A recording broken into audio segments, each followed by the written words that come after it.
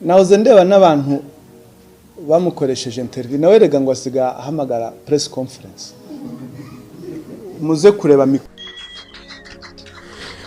nk'abantu mwe narababwiye ngo amarira y'ininja ntajya ashira ntajya akama. Undorere uyu mwana w'umukobwa ngo ni Jackie, ibintu byose byamubayeho, kuntu yishimiye arasimeta mu gihe kingana n'ibyumweru bingahe, dore ubu baratandukanye mo barandagazanya ku mbuga nkoranyambaga. Ibi ngibi mujye mubireba, turibaza ngo ibintu biba bizaherera hehe, ese umugabo we yagiye gushaka ininja ashaka iki, ese iyi ninja yo ibona bizagenda bite?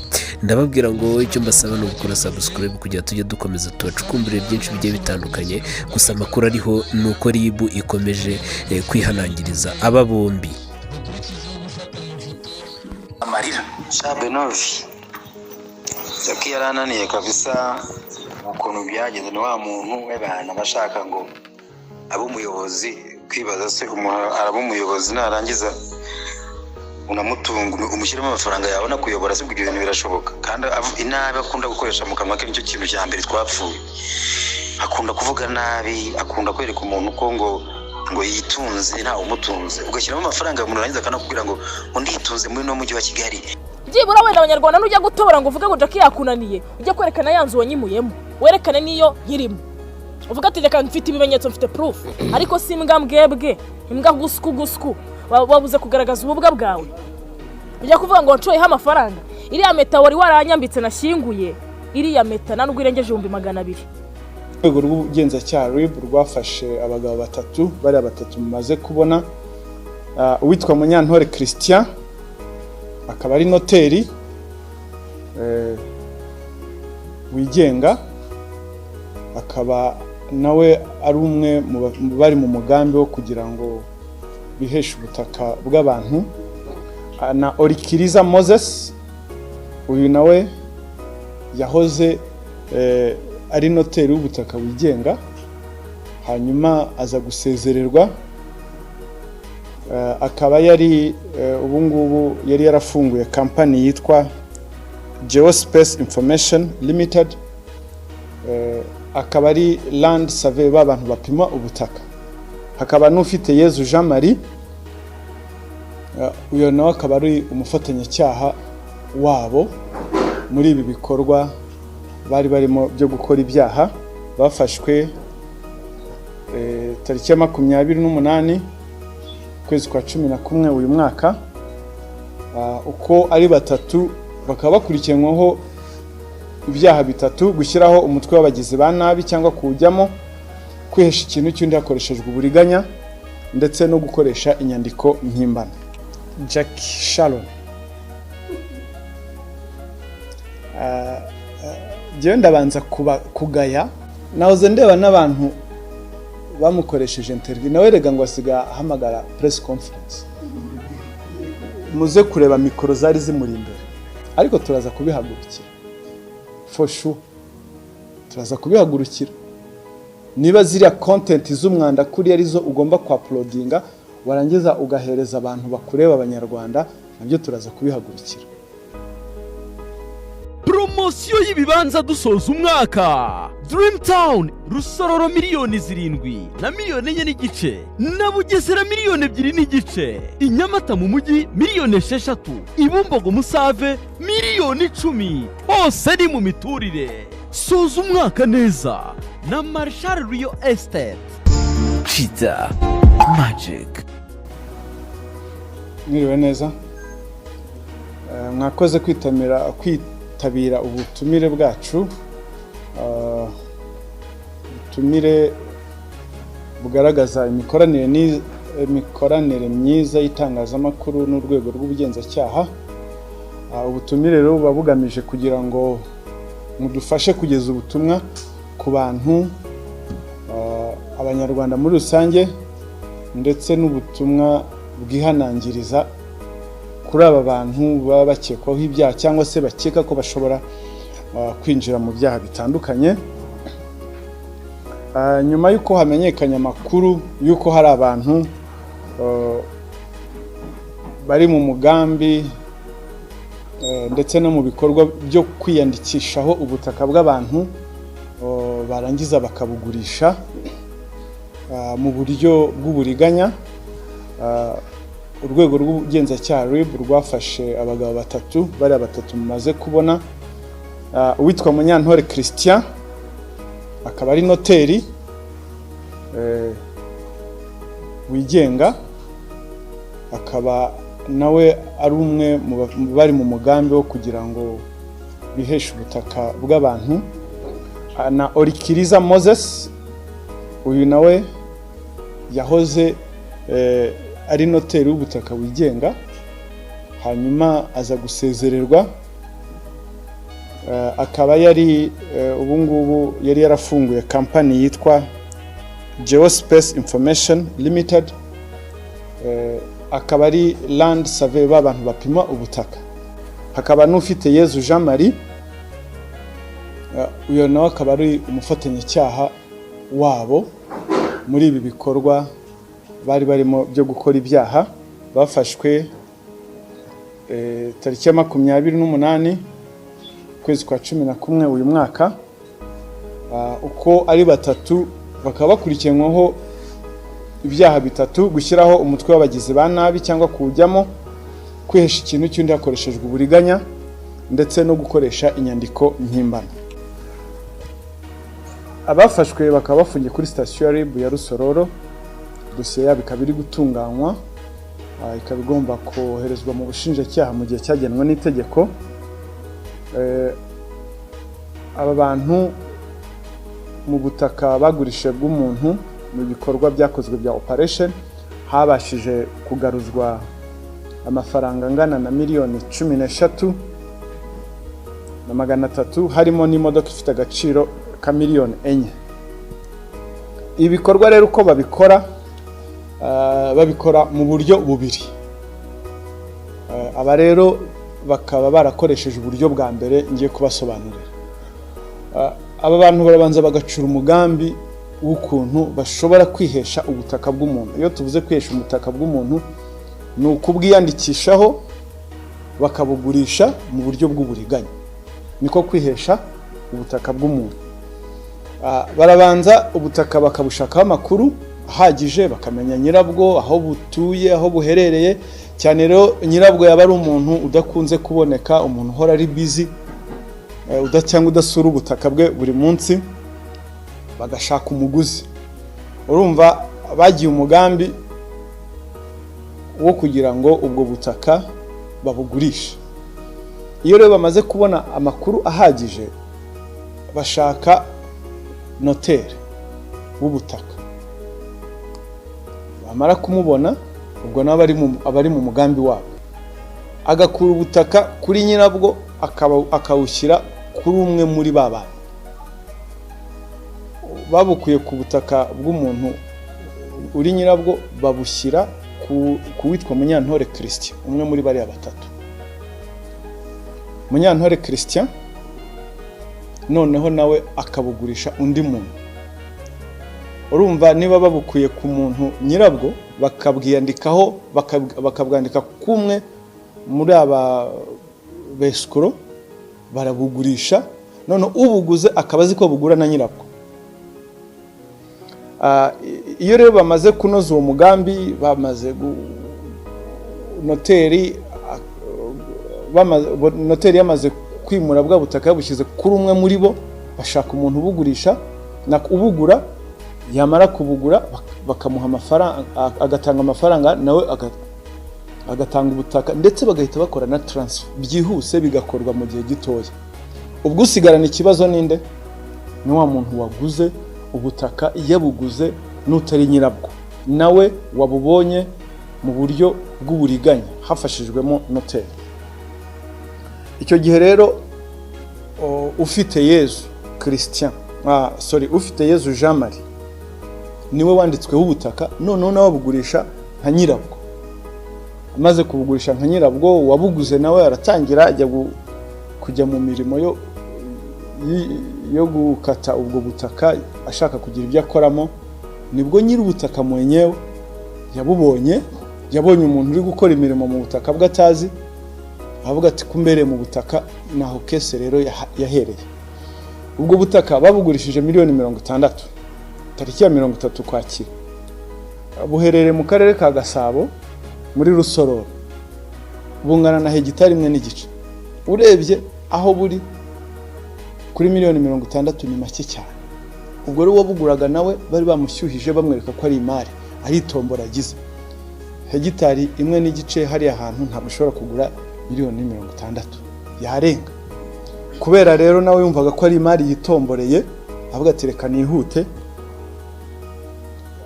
Arihuta koko arayishyura, kumbe yaguze ubutaka n'abatari ba nyirabwo.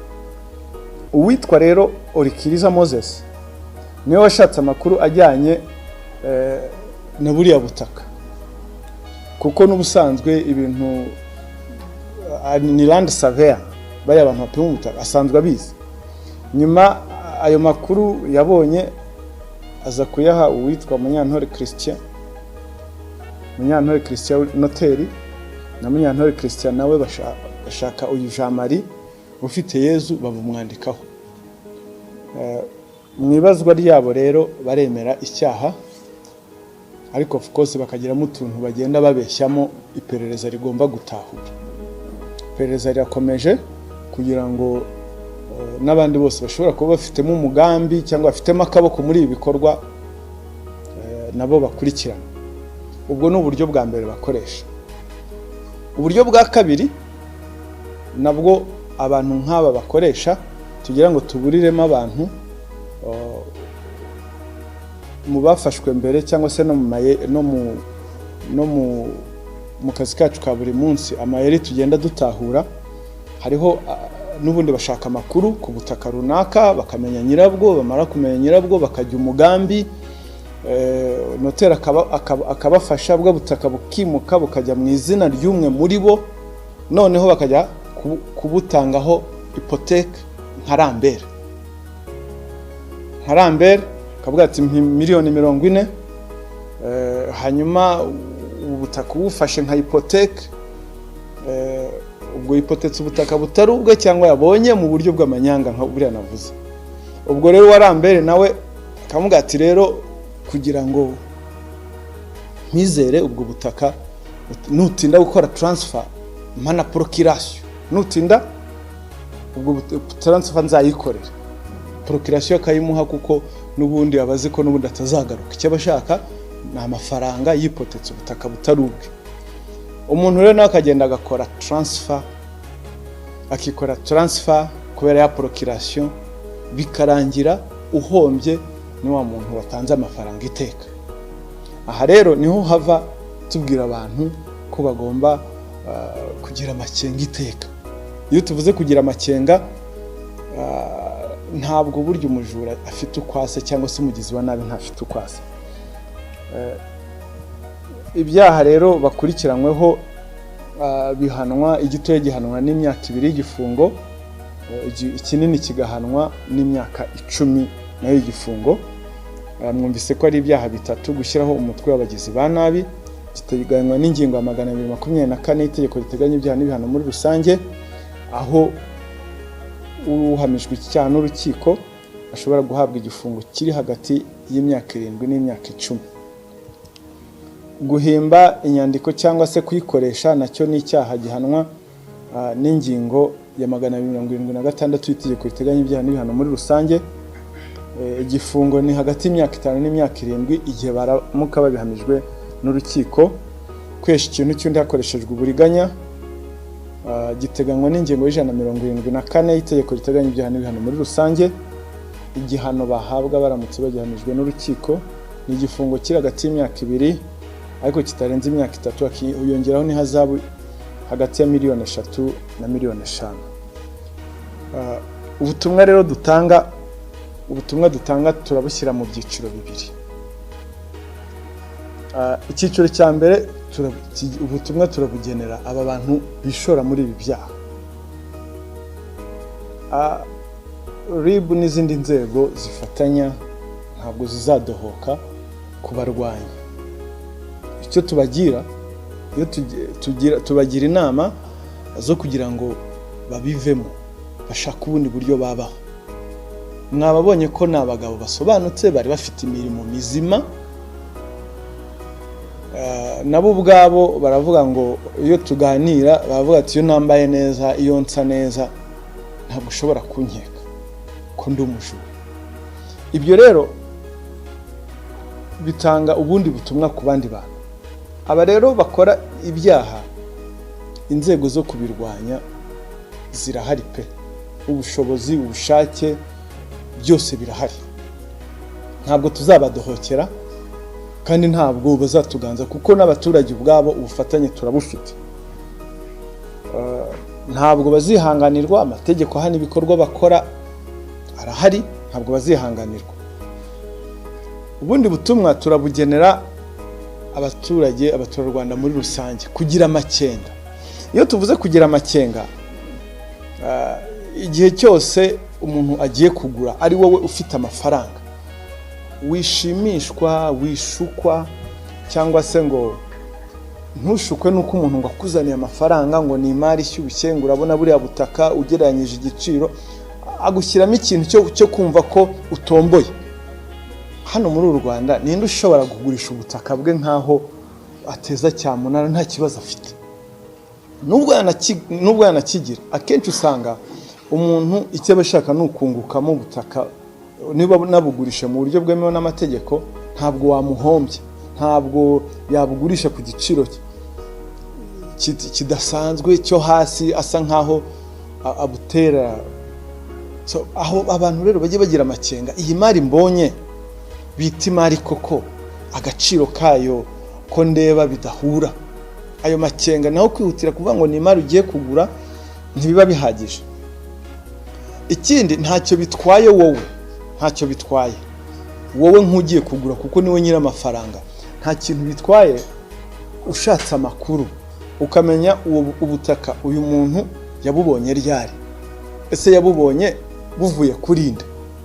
Kuko buriya nk'uyu waguze iyo agira amakenga akareba itariki uyu muntu ubutaka yabuboneyeho, akongera akavuga ati yabubonye buvuye kuri nde, yajyaga kugenda akabaza wa nyiri ubutaka wenyewe, utari ku butaka UPI runaka wigeze kugurisha, wabugurisha nande mbere yuko utanga amafaranga. Ariko ntabwo byagombye kuza wamaze gutanga amafaranga ko ntacyo byaba bikimaze. Ubwo ni ukugira ngo wowe ugure uri sire, kuko amafaranga ntugomba kuyatanga nk'utera inyoni. Iyo umenye rero yabuguze ryari, yabuguze nande, bwari buvuye kuri nde ryari, ayo makuru arahari yose muri Land Center, abantu bayashaka.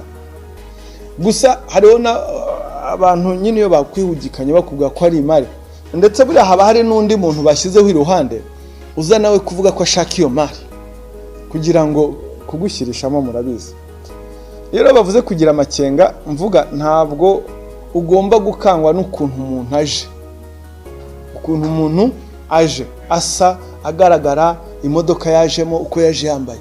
Kuko benshi barakwangwa n'ibyo bintu, ngo yaje asa gutya yambaye neza, ngo umurebye niwe nyiri ubutaka kabisa. Wababaza ati umujura sate cyangwa umugizi wa nawe sate, bagusubiza bati nta sura agira. Bariya bagabo muhuye urabona ko rwose bakeye basa neza, amafaranga arabagaragaraho koko, ariko ibyo ntawe byari bikwiriye gukanga mu by'ukuri. Uko asa kose nabo rero kuko babizi neza ko abantu bakangwa n'igihagararo, abantu bamwe, ntabwo ari bose, abantu bamwe bakangwa n'igihagararo, nuko usa, nuko waje witwaye. Hariho n'abakodesha imodoka kugira ngo agukange imodoka y'umunsi umwe, ngo akore deal yo kwiba umuntu $60,000 kugira ngo utagiramo no gushidikanya. Hari abantu hano mu mihanda bita ngo escroc gentil, akayagukuraho amafaranga, akakugurisha ubutaka, ukamuha amafaranga, ariko mu by'ukuri ku butaka butari ubwe. Aba bantu rero aba escroc muri iyi minsi barahari, ndetse n'ibyaha tubona bigenda bizamuka. Ubundi ibyaha bya escroquerie bizamuka uko igihugu gitera imbere, niko escroquerie nayo izamuka, kubera ko uko igihugu gitera imbere gishyiraho ingamba zo kurwanya abanyabyaha, kigashyiraho inzego zo kurwanya abanyabyaha. Abandi rero baravuga ati reka tuve muri violent crime tujye muri white collar crimes. White collar crimes ni ibi byaha umuntu akwiba n'umutima mwiza. Akwinjije muri business, ngira ngo mu minsi ishize twavugaga abantu binjizaga muri business ugashora amafaranga ikintu kitabaho. Ngira ngo mwibuka inkuru iheruka wa muntu washoye amafaranga mu magi ngo yakagoma. Mwara yabonye amagi yakagoma amagi y'inkoko yasiga amabara y'ubururu, umuntu amuhereza amafaranga akayaba. Abo nibo ba escrogeant tubona. Ntabwo yirirwa gutera kashe ngo akunige, kace ngo akunige ayagukureho. Oya, kuko ziko nabikoze ntiyarenga hari atarafatwa. Mujya muri deal akakwinjizamo, akagushora muri business utazi aho ziva, nawe ukazijyamo ngo zirimo inyungu, ariko wagiye wibuka zo umuntu akugiriye zo kugushora muri business, aguha amafaranga ngo arakwereka uburyo abantu bakira. Ariko noneho akongeramo ngo ari kushore, kandi ugashora atari make. Muza bashoye muri za online forex trading, muzi ko byabagendekeye. Ibyo byose ni amasomo twari dukwiye kujya twiga. Aya ni amasomo twari dukwiye kujya twiga iyo twaje muri kese nk'izi ngizi.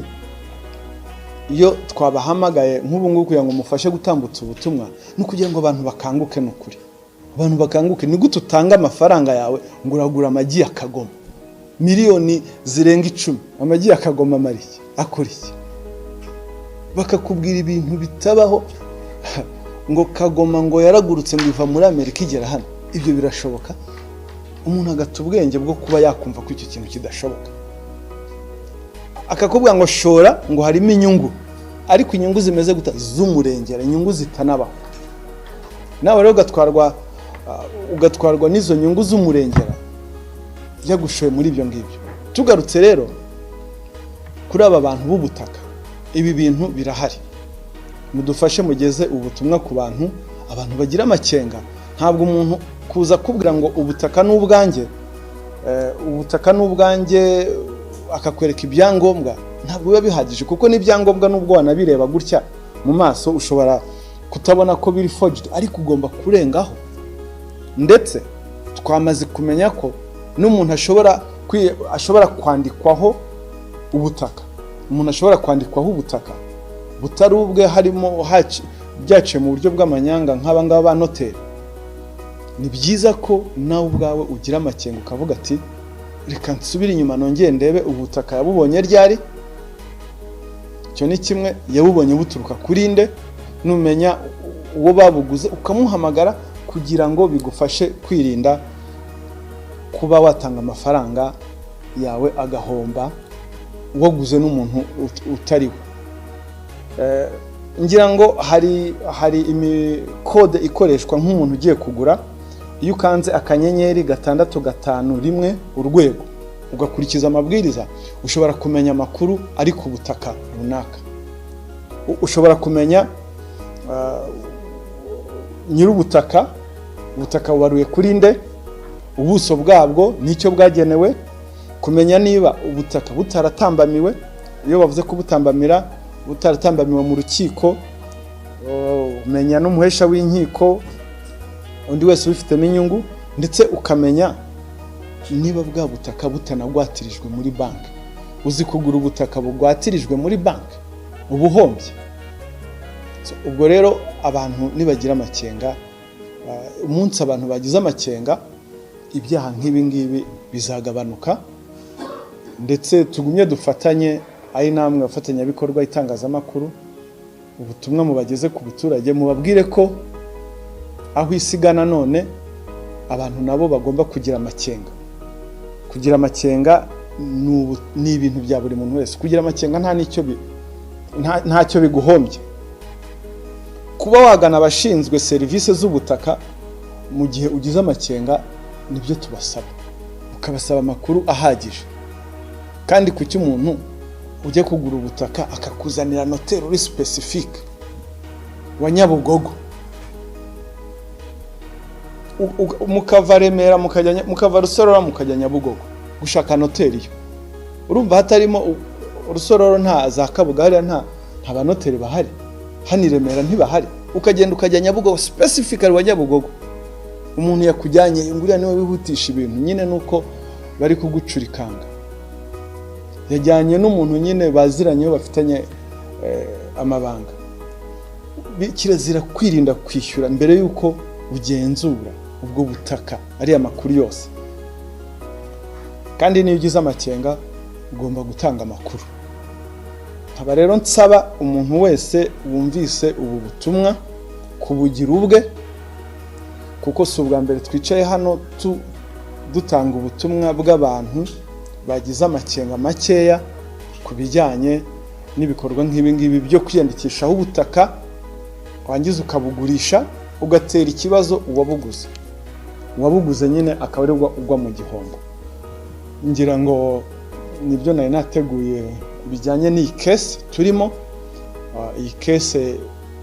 yo kwiyandikishaho ubutaka bafatanyije na ba noteri bakiyandikishaho bakabukura kuri nyirabwo bakabushyira ku muntu umwe muri baba escrow cyangwa babagizi ba nabi noneho akaba ari bo babugurisha ubuguza akaba azi ko abuguze na nyirabwo murakoze cyane sinzi niba hari ikibazo gihari byafasha abantu ko basobanukirwa yes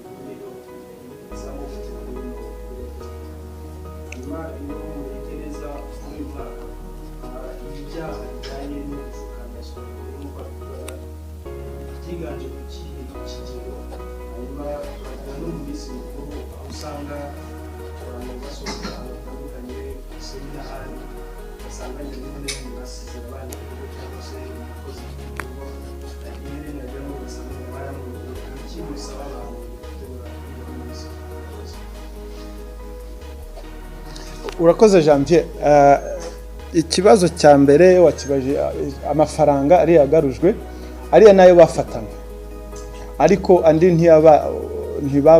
ntitwabashije kuyabona ni miliyoni 13,300 n'ibihumbi 300 harimo n'iriya modoka ifite agaciro ka miliyoni 4,500 bakimara gufata ya mafaranga miliyoni 60 bahise bayagabana harayo rero twabashije gufata batarabanza kuyahishahisha icya kabiri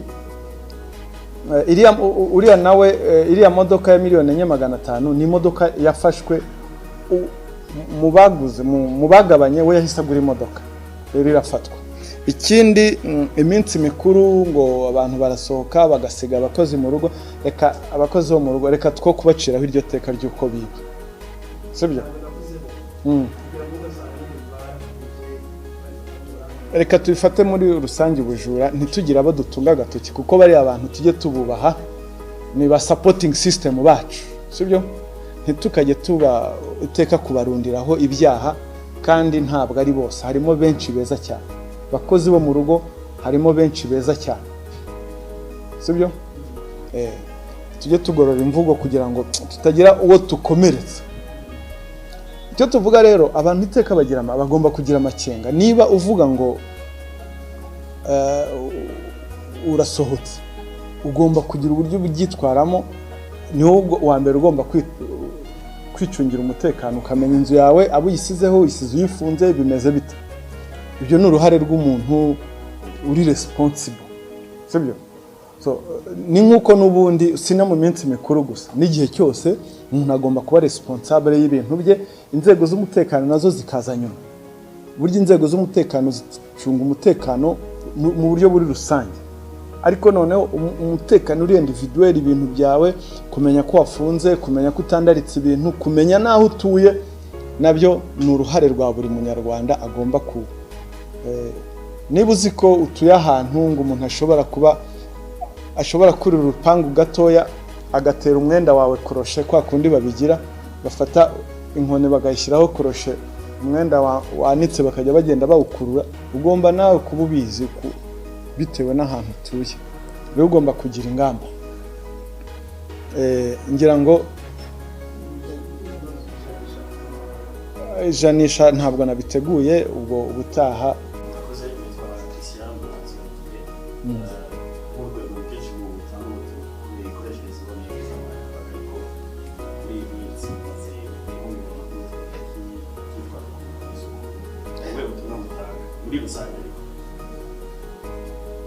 Jackie Sharon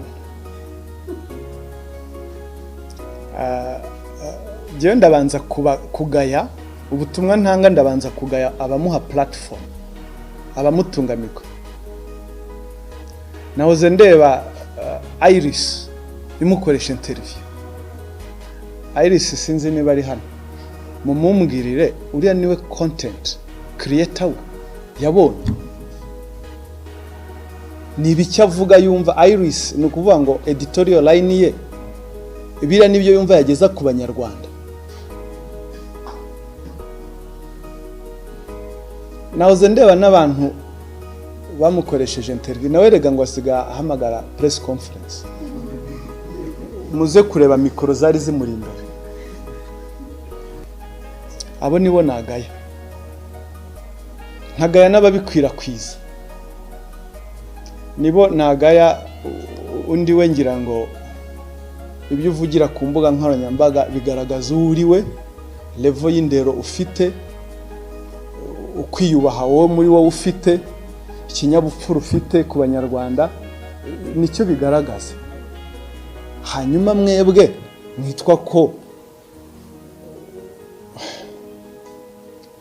mwitwa ko mwasomye.